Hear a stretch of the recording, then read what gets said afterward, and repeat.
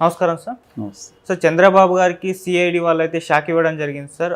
Inner ring road సంబంధించి ఒక charge షీట్ని మన ఏసీబీ వాళ్ళకి అప్పగించారు. అది ఏసీబీ యాక్సెప్ట్ చేయలేదన్న ఒక వార్త వినిపిస్తుంది. మరి ఏం జరుగుతుంది? ఇప్పుడు ఎందుకు ఈ టైంలో ఛార్జ్ షీట్ వేయడం జరిగింది? మరి ఏమన్నా ఎలక్షన్స్ టైంలో అరెస్ట్ చేసే ఛాన్స్ ఏమన్నా ఉందా సార్? సిఐడి అంటే ముందు నుంచి కూడా చంద్రబాబు మీద సిఐడి దూకుడుగానే వెళ్తుంది. మధ్యలో కొద్దిగా గ్యాప్ ఇచ్చినట్టే కనబడింది, కానీ వాళ్ళు గ్రౌండ్ వర్క్ చేసుకుంటూనే వెళ్తున్నారు. ఓకే. వాళ్ళు యాక్చువల్గా చంద్రబాబుకి ఈ ఇన్నర్ రింగ్ రోడ్లో హైకోర్టు ముందస్తు బెయిల్ ఇస్తే దాన్ని రద్దు చేయమని కూడా సుప్రీంకోర్టుకి వెళ్ళారు. ఆల్రెడీ సుప్రీంకోర్టు వాళ్ళ పిటిషన్ కొట్టేసింది. ముందస్తు బెయిల్ ఇవ్వడంలో ఏమి ఇబ్బంది లేదు అని సుప్రీంకోర్టు చెప్పింది. సో ఈ క్రమంలో వాళ్ళు చాలా స్పీడ్గా కదిలి ఛార్జ్ షీట్ని ఏసీబీ కోర్టులో ఫైల్ చేస్తున్నారని చెప్తున్నారు. సో వాళ్ళు ఇప్పుడు మామూలుగా అయితే 120B ఐపీసీ, తర్వాత 409, 420, రెడ్ విత్ 34, 35, 36 ఈ సెక్షన్లు, తర్వాత PC act, prevention of corruption యాక్ట్లో 13, సెక్షన్ 13 (2) రెడ్ విత్ B1CD ఈ సెక్షన్లు పెట్టారు. అయితే ఇప్పుడు ఈ ఛార్జ్ షీట్ను ఏసీబీ కోర్టు ఆమోదిస్తుందా లేదా అనేది పెద్ద చర్చ నడుస్తుంది. తెలుగుదేశానికి సంబంధించిన పత్రికలేమో ఏసీబీ కోర్టు రిజెక్ట్ చేసింది. గవర్నర్ పర్మిషన్ తీసుకోవాలి, ఎందుకంటే పీసీ యాక్ట్లో సెక్షన్ 19 ప్రకారము ఛార్జ్షీట్ వేస్తున్నప్పుడు ప్రజాప్రతినిధుల మీద ఆ ఛార్జ్షీట్ వేయకముందే గవర్నర్ పర్మిషన్ తీసుకోవాలని చెప్పింది. గతంలో 150 కోట్ల ఈఎస్ఐ కుంభకోణంలో మన అచ్చెన్నాయుడు మీద కేసు పెట్టి ఛార్జ్షీట్ వేసినప్పుడు కూడా ఏసీబీ కోర్టు దాన్ని రిజెక్ట్ చేసింది. ఈయన ప్రజాప్రతినిధి కాబట్టి section 19 of prevention of corruption act కింద గవర్నర్ పర్మిషన్ తీసుకోవాలని ఏసీబీ కోర్టు చెప్పింది. ఇది కూడా సిమిలర్గా ఉంది కాబట్టి ఏసీబీ కోర్టు దీంట్లో తీసుకోదు అనేది వీళ్ళు వ్యాఖ్యానిస్తున్నారు. కానీ ఏసీబీ కోర్టులో వాళ్ళ పిటిషన్ అయితే, వీళ్ళు వేసిన ఛార్జ్షీట్ అయితే రిజెక్ట్ అయితే ఇప్పటివరకు కాలేదు. సిఐడి కూడా నిన్న ఒక ప్రకటన రిలీజ్ చేసింది. ఆ ప్రకటన ప్రకారం ఏంటంటే ఏసీబీ కోర్టు కొన్ని డాక్యుమెంట్స్ని మమ్మల్ని అడిగింది, మేమే టైం అడిగాము, అందుకని అది పెండింగ్లో ఉంది తప్ప వాళ్ళేమో రిజెక్ట్ చేయలేదు. మేము అవి పెట్టగానే అది యాక్సెప్ట్ చేస్తుంది. ఎందుకంటే సెక్షన్ 19 ప్రకారం ట్రయల్ ఎప్పుడైనా కూడా గవర్నర్ పర్మిషన్ తీసుకోవచ్చు. సో అంతేగాని ఛార్జ్షీట్ వేయడానికి కోసమే పర్మిషన్ అవసరం లేదు. ట్రయల్ జరుగుతున్నప్పుడు ఎప్పుడైనా కూడా గవర్నర్ పర్మిషన్ తీసుకోవచ్చు, మేము తీసుకుంటాము అలాగా అనేది సిఐడి వాళ్ళు చెప్తున్నారు. ఏదేమైనా సిఐడి చంద్రబాబుని మళ్ళీ అదుపులోకి తీసుకుంటుందా లేదా అనేది ఇప్పుడు చర్చ నడుస్తుంది. అదొక షాక్గానే చాలామంది వర్ణిస్తూ ఉన్నారు. ఎందుకంటే సుప్రీంకోర్టు చంద్రబాబు బెయిల్ని ఓకే చేసింది కాబట్టి ఇప్పుడు ట్రయల్ని స్పీడప్ చేసి ట్రయల్లోకి తీసుకెళ్లడం ద్వారా చంద్రబాబు దోషిగా కానీ ట్రయల్లో జరిగితే ఆటోమేటిక్గా ఆయన అరెస్ట్ చేసే అవకాశం ఉంటుంది అనేది వినిపిస్తుంది. కానీ నాకు తెలిసి అట్లాంటిది జరగకపోవచ్చు. ఎందుకంటే ఒకవేళ ట్రయల్ జరగడమే అంత ఈజీ కాదు. మనం వివేకానంద రెడ్డి చూస్తున్నాం కదా, 4 ఏళ్ళకి ఏమైంది అంతే.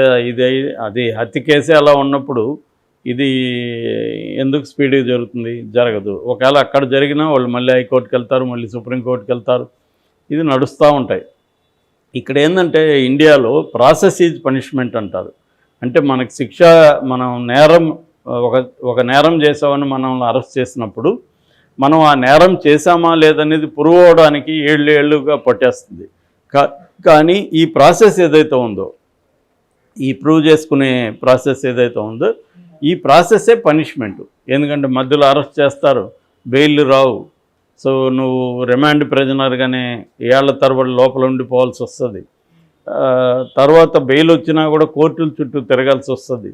అనేక మధ్యలో వాళ్ళు ఇంకొక కేసులు పెట్టచ్చు. ఈ హరాస్మెంటు పోలీసులు పిలిచినప్పుడు వెళ్ళాలి. ఇవన్నీ ప్రాసెస్ ఈజ్ పనిష్మెంట్ ఇండియాలో. ఎందుకంటే ప్రాసెస్ అనేది త్వరగా కంప్లీట్ కాదు, డ్రాగ్ ఆన్ అవుతూ ఉంటుంది ఇయర్స్ టుగెదర్. అమాయకుడైనా నేరం చేస్తున్నా సేమ్ ప్రాసెస్సే. వీటికి అమాయకుడు కాబట్టి వేరే ప్రాసెస్, నేరం చేసినోడు వేరే ప్రాసెస్ లేదు.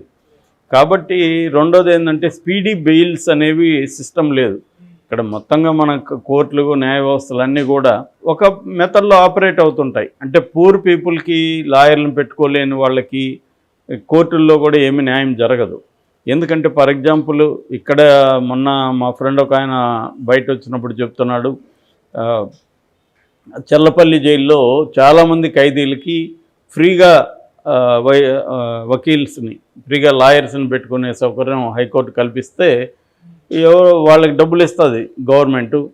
కాబట్టి ఆ లాయర్లు చాలామంది ఫ్రీగా వాదించడానికి ముందుకు వచ్చి, ఫ్రీ అంటే ఫ్రీ కాదు, గవర్నమెంట్ వాళ్ళకి డబ్బులు ఇస్తుంది కాబట్టి వీళ్ళు ఫ్రీగా వాదిస్తామని వాళ్ళకి అందరికి ఒప్పుకొని వకాలత్నామాలో సంతకాలు చేయించుకున్న తర్వాత అసలు వాళ్ళని పట్టించుకోవట్లేదు. సో మరి పట్టించుకోకపోతే వాళ్ళు ఏమన్నా తెలిసిన వాళ్ళ ద్వారా వేరే అడ్వకేట్ని పెట్టుకుంటా ఉంటే వీళ్ళు క్లియరెన్స్ ఇవ్వాలి, వీళ్ళు ఇవ్వట్లేదు. సో వీళ్ళు పేరుకేమో ఫ్రీగా వాదిస్తున్నారని బయట అనుకుంటారు, కానీ దీనివల్ల ఖైదీలు ఏంటంటే వాళ్ళు నేరం చేయకపోయినా కూడా జైళ్ళలోనే నెలల తరబడి సంవత్సరాల తరబడి ఉండిపోవాల్సి వస్తుంది ఈ లాయర్లు పట్టించుకోకపోవడం వల్ల.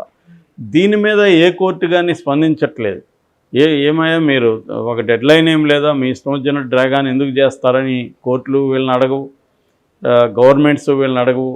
సో ఎందుకంటే ఆ ఖైదీలకు ఓట్లు ఉండవు కాబట్టి ఖైదీలు లోపల ఉంటారు, వాడు ఉంటే ఏంటి పోతే ఏంటి అన్నట్టుగా గవర్నమెంట్లు వ్యవహరిస్తాయి. కోర్టులు మాకు ఉన్న కేసులే చాలదు, ఇవన్నీ మేము ఎక్కడ పట్టించుకుంటామని కోర్టులు ఉంటుంది.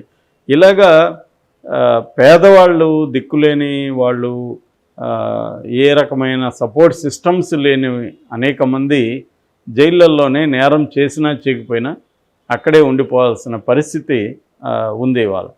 సో ఇటువంటి కాంటెక్స్ట్లో ఈ కేసు ఏదో త్వరగా ట్రయల్కి అయిపోయి త్వరగా ఏదో అయిపోతుంది అనేది ఏం లేదు. అది వాళ్ళకి కూడా తెలుసు, సిఐడికి తెలియదని మనకు తెలిసినప్పుడు వాళ్ళకి తెలియదా. అయితే ఎందుకు చేస్తున్నారంటే ఈయన నేరస్తుడు, ఈయన అనేక నేరాల్లో ఇరుక్కున్నాడు, ఈయన ఈ ఇన్నర్ రింగ్ రోడ్ అనేది ఒక పెద్ద స్కాము, అమరావతి ఒక పెద్ద స్కాము అన్న నెరేటివ్ని జనములకి తీసుకెళ్లాలంటే ఇవి వస్తూ ఉండాలి. ఇప్పుడు దీన్ని బేస్ చేసుకొని అందరూ చర్చిస్తారు కదా, అసలు ఇన్నర్ రింగ్ రోడ్ స్కామ్ అంటే ఏంటి, ఇన్నర్ రింగ్ రోడ్లో ఏం చేశాడు చంద్రబాబు అనుకున్నప్పుడు వీళ్ళు ఇంకా సాక్షి ఆ మీడియా అంతా విపరీతంగా కథనాలు రాస్తుంది. సో ఇన్నర్ రింగ్ రోడ్ అనేది ఒక ఫేక్ అలైన్మెంటు, అదేమి జరగలేదు కానీ పేపర్ మీద చేసుకున్నారు. అది ఎందుకు చేసుకున్నారంటే ప్రధానంగా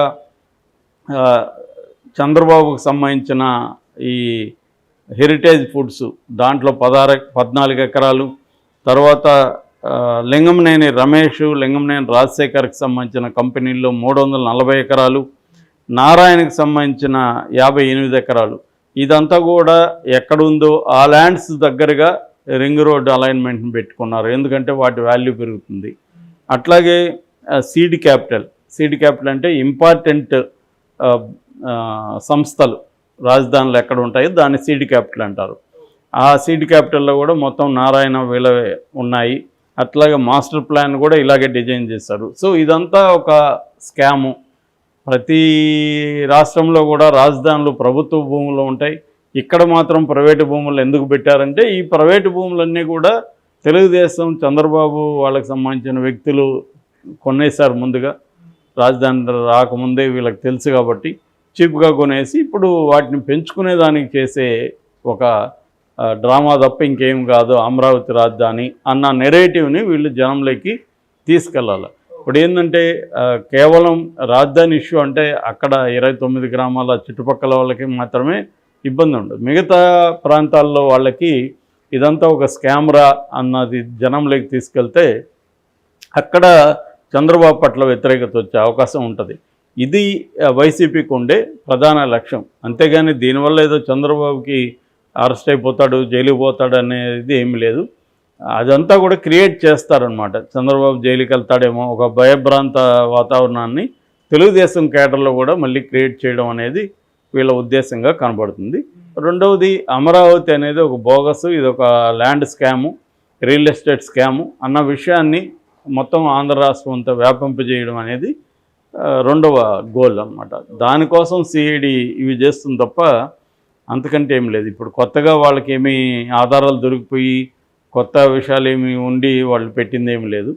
కాబట్టి ఇది యాక్సెప్ట్ చేసినా చేయకపోయినా చంద్రబాబుకి లీగల్గా అయితే ఏమి ఇబ్బందులు ఉండవు, బట్ పొలిటికల్గా మాత్రం ఆయనకి ఇబ్బందులు ఉండే అవకాశం ఉంది.